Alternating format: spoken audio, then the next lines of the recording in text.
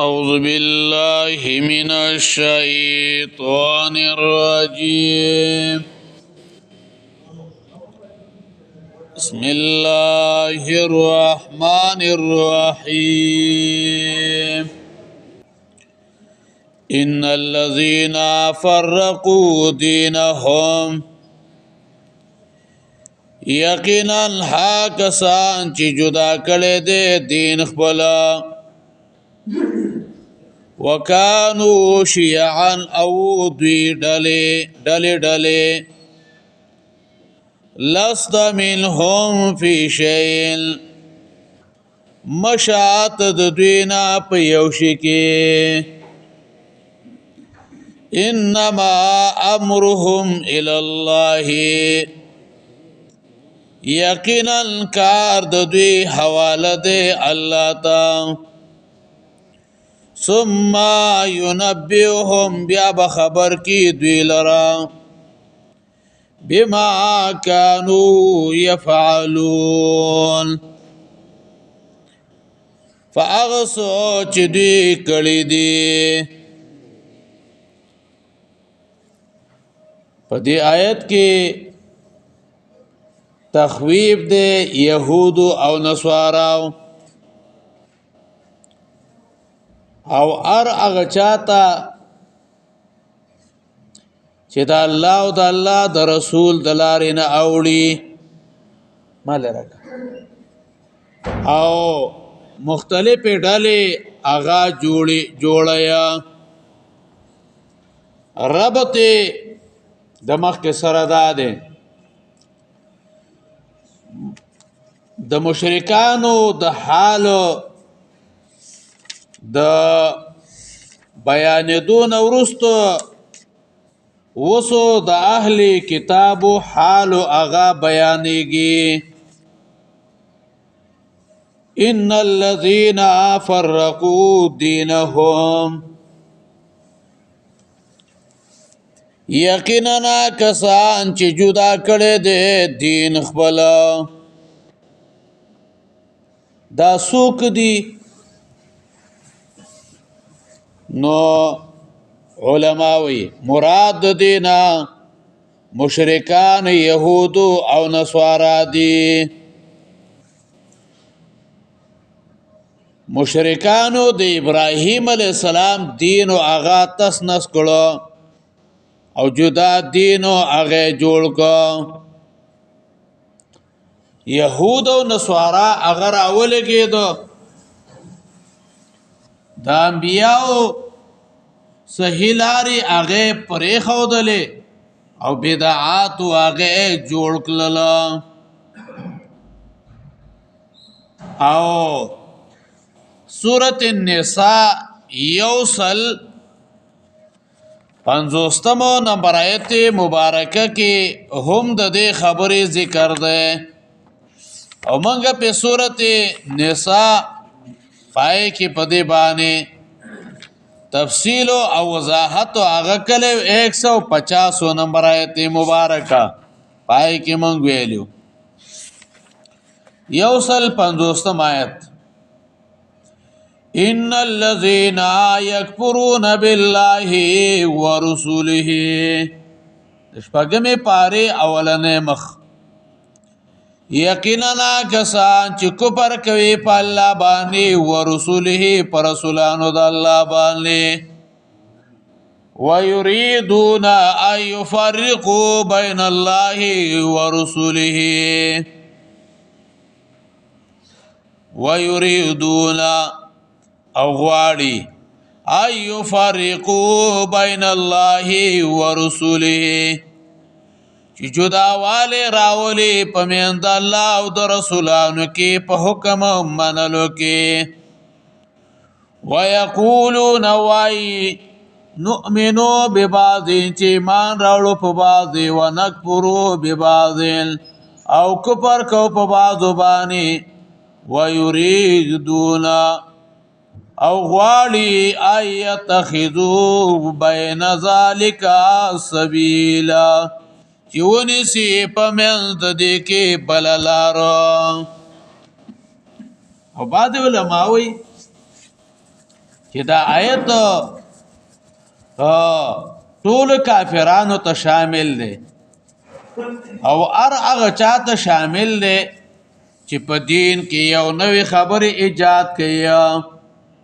چې دا غي حکم الله رب العزت هغه نه کړي ځان نه وي او الاعتصام د امام شاطبی رحمه الله وی ظاهر الآیه تدل على ان لا كل مبتدع داخل تحت هذه الآیه و ظاهر د آیت دا دلیل له پدې باندې چې هر یو مبتدع هغه داخل دی د دې آیت مبارکه د لاندې حدیث کې راځي نبی له سلام فرمایلی مخکنی ډلې امتونه هغه په 2 او یاو فرقو کې هغه تقسیم شوی و او زما د امت دا با پدری او یا ډلو کې هغه به تقسیمیږي 2 او یا دا به جهنم ته ځي او یو ډل هغه به جنت ته ځي نو صحابه تفوس کو چې دا یوا ډلا چې جنت ته ځي نو دا بسو کې نبی له سلام ما انا علیه واصحابی کم خلکو چې پاغه لاري چې پاغه باندې زو او زما صحابه دي اب جنت ته ځي او نور به جهنم ته ځي وکانو شیعا او دوی ډلې ډلې لست منهم فی شیء مشات د دینا په یو شي کې د علماء یو څو مطلب ویا یو مطلب دا ده من عقابهم یعنی دوی تا سزا مور کوا بلکې ماته پرېږدا او دوی مطلب هغه ده چې انت بریء منهم وهم براء منك یعنی ته د دوی نه بری او بیزاره او دوی ستانه بیزاره دي ګوره د الله پیغمبر چې چرم بیزار شي نو هغه تباه و برباد ده او دا اولی وعید ده هغه خلکو ته چې نبی علیہ السلام د دوی نه بیزاری کوي او درې مطلب دا ده چستان بعد دوی په بار کې تپوسو نشي کېدل لست منهم فی شیء انما امرهم الى الله یقینا کار دوی حواله دی الله تا ثم ينبئهم بیا بخبر کې دوی لرا بما كانوا يفعلون په سبب د هغه چې دوی کوي يفعلون من جاء بالحسنه چا چې را تکړه دې پنه کوي باندې فله عشر امثالها د در پارا لسندا ثوابون دي ومن جاء بالسيئه چا چې را تکړه دې په بدای باندې فلا یجزا الا مثلها پسو جزا نشي ورکې دې مگر په مثل داغي وهم لا یظلمون په دې با ظلم نشي کېده مناسبت د مخ کې سره ده مخ کې د اعمالو د خبر ورکولو بیان شو نو اوس داغي تفصیل بیانې چې په دې طریقه الله خبر ورکیا دوی مناسبت مخکې سره ده مخکې آیات کې د الله د اوامرو مخالفت کوونکو ته دمکی ورکړل شوی دا نو په دې وجه وسو د الله اطاعت کوونکو د پاره ولې اجر هغه بیانېږي او دوی ته به د اجر د قیامت په ورځو هغه به ملاويږي نو او دلته د کم اجر مراد نو هغه په حدیثو کې ذکر ده من جاء بالحسنه مفسرین ویا جاء کې اشاره ده د خبره ته چې نیکی کول هغه آسان دي د ارسو کو کولای شي خو لیکن آخرت ته نیکی وړل دا ګران کار دی مونږ به وکي خو لیکن بیا با دا مونږ تباہ و برباد به کی غیبت به ورپسې کوي کنزل به ورپسې کوي بدنامي و په خلکو باندې لګي او دا لاسه کې چې ډیر بعد خلک هغه امام پسې به مونږ کې نو بیا به هغه پسې خبرې هم کوي داغه به غیبت کوي داغه به سپک سپوره وي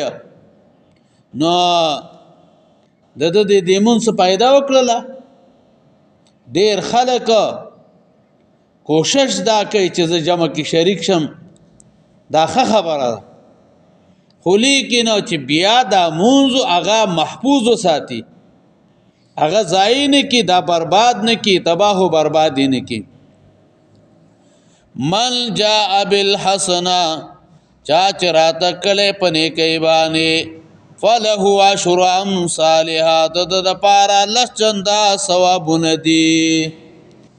یونی کی پلس چندا باندې دا د دې ثواب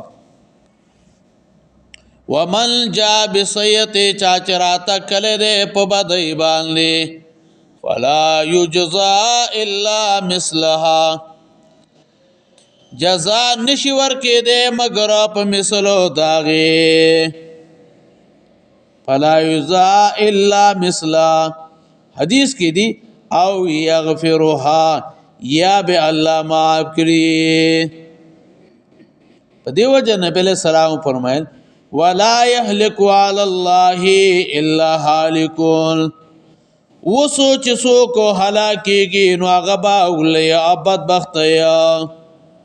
زکه چې دی وینه کوي بدلا لسند باندې دا او د ګناه یو په یو باندې دا او بیا بندگان دا غوینه کی آغاز یاتیږي نو دا با پرشتیا باندې هلاکیږي امام بخاری وای ګورنی کی یو پلس باندې دا ګناه یو په یو باندې دا او بیام د ګناهونه زیات دي د هلاک ده دا به پرشتیا باندې هلاک ده قل انني هداني ربي ورتوا یقینا ما ته هدایت کړي ده رب زما الى صراط مستقیم پترپو دلار برابره دین القیما دین دے مضبوطو دین ملت ابراہیم دین دے ابراہیم علیہ السلام حنیفاً چکلکو پا حق بانے وما کانا من المشرکین او نو د مشرکانونا وما کانا من المشرکین وسو پا آخر کې د نبی له سلام بیان دی او دام طریقه د دعوت دا چې نبی له سلام د خپل عقیدې اظهار غوي ته وکړه او دا جواب د سوال دی چې د نبی له سلام حکم دین دی چې مونږه پاغي باندې روان شو او خلک د کم دین نواوړې دلو چې هلاک شو دوسو داغو صحیح دین و بیان کې چې آغا صراط مستقیم دے ملت ابراہیم دے او په دین کې هیڅ قسمه شرکو آغا پکې نشتا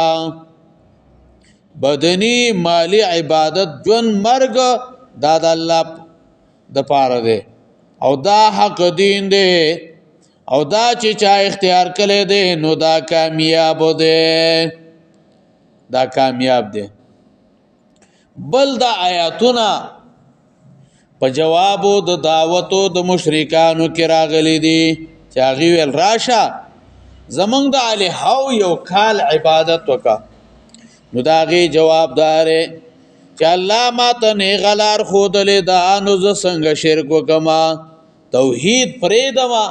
او په ګډو وډو لار باندې هغه باندې روان شمه. امام احمد د ابن عباس رضی الله عنه نا روایت ذکر کړي ده نبی له سلام نه تپوس شو ایو الادیان حب الی الله چې کم یو دین د الله پنځ باندې خوښ ده. نبی له سلام فرمایل الحنیفیت سمحا دین حنفی چای کی تنگی آغا پکې نشته ده چای کی تنگی آغا پکې نشته ده. قل ورتوا اننی هدانی یقینا ما ته هدایت کړي ده رب زما الی صراط مستقیم په طرفو دلار برابر دینن یعنی اتبعتو یعنی زو تابع ما د داس دین قیمان مضبوط قیمان یعنی مستقیمان ثابتن نیغ دین چې افراط او تفریط پکې نشته ده مضبوطو دین ده. او دویم دا هو الدین الذي يصلح ويقوم به امر الناس في المعاش والمعاد داغ دین دے چې په دې باندې د خلکو کار په ژوند او آخرت کې آغا برابرېږي. ملت ابراهیم اعانی ملت یعنی زو قص کو ما ملت یا الزمو لازم ونسی ملت ابراهیمی حنیفن چکلکو په حق باندې په حق باندې آغا کلکو حنیفن چې مایل وو د ټولو شرکیاتو او د باطل دین توحید باندې کلکو. وما کان من المشرکین نو د مشرکانو لا قل ورتوا ان صلاتی یقینا منظما ونسکی قربانی زما ومحیای جون زما ومماتی مرزما لله رب العالمین خاص الله لره دې چې پالون کې د مخلوق ده. دا تشریح او وضاحت د ملت ابراهیمی ذکر کیا. نو مخکی آیت کی د دین بنیادی عقیدوی خبرو ته اشاره ده او په دې آیات کې بعد عملی جزئیات او آغاز ذکر کړي شوی دي. قل ورتوا ان صلاتي یقینا منظما ونسکی قربانی زما. ګورا بعد خلق هغه مونږ کې ډیر خی خو لیکن مال لګولو دا ورته ډیر ګران وی او بعد نیم خلق مونږ نه کوي خو لیکن مال لګولو دا ورته ډیر آسان وی. څومره روپۍ چې وی لګي خو لیکن بدن اغا نه کړی. نو دواړه دلته د آیت مبارکه کې ذکر کړه ومحیایا او جنزما ومحیایا او جنزما ومحیایا ومماتی او مرگ زما. مماتی نه مراد دا ده یعنی هغه سو چې زه مړکېږم او زه وصیت وکم چې زمانه وروستو دا کار هغه به وکړي. لله رب العالمین خاص الله لري چې پالون کې د مخلوق ده پالون کې د مخلوق ده. لا شریک له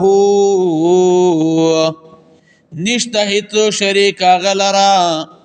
وبذالک امرت په دې باندې ماته امر شوه ده وانا اول المسلمین او زیم اولو د مسلمانانو نا وانا اول المسلمین ان الذين يقيننا کسان فرقوا دینهم چې جدا کړي دي دین خپل وکانو شیعا او دوی ډلې لست منهم فی شیء مشتو د دینا پس یو شي کې انما امرهم الی الله یقینا کار د دوی حواله دی الله ته ثم ينبئهم بیا به خبر کی دوی لرا بما كانوا يفعلون پاغه سوچ دوی کړی دي من جاء بالحسنه چا چراته کړي پنه کوي فله عشر امثالها در پار لس چندا ثوابونه دي ومن جاء بالسيئه چا چراته کړي په بدی باندې فلا يجزى الا مثلا جزا نشي ورکې دې مگر په مثل داغي وهم لا يظلمون په دې با ظلم نشي کېدل قل ورتوا انني هداني يقينا ما ته هدايت کړي دې ربي رب زما الى صراط مستقيم په طرف دلاري برابري دينا قيما دین دې مضبوط ملت ابراهیم دین د ابراهیم علیہ السلام حنیفا چکلکو په حق باندې وما كان من المشرکین نو د مشرکانو نا قل ورته وایا ان صلاتي یقینا منزما ونسکی قربانی زما ومحیایا جون زما ومماتی مرزما لله رب العالمین خاص الله لرده چې پالون کې د مخلوق ده لا شریک له حصدا نشتا غلرا وبذالک امرت پدیمانه ما تامر شوه ده وانا اول المسلمین او زیما اول د مسلمانانو نا اللهم قونا في رزقك واجرنا من خزي الدنيا وعذاب الاخره